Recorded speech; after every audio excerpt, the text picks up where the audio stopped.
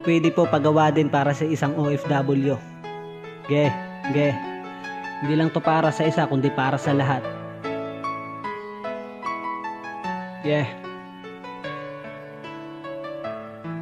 Haragan.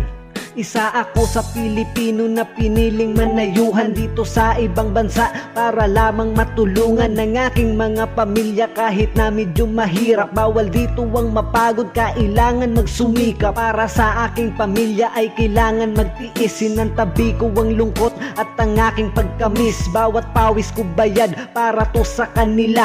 Ayos lang magsakripisyo basta kayo masaya. Kaya sana lang naman ay maintindihan nyo, kasi para sa inyo naman ginagawa ko. Minsan kami ay gipit din, meron kaming gasto. Kung di makapagbigay ay wag lang magtampo. Sobrang hirap ng lagay, kung sana ay alam nyo lang. Sana ay intindihin nyo din ang nararamdaman. Kamustahin nyo lang kami, ay ayos na yun sa amin. Kaligtasan sana namin inyo din ipanalangin.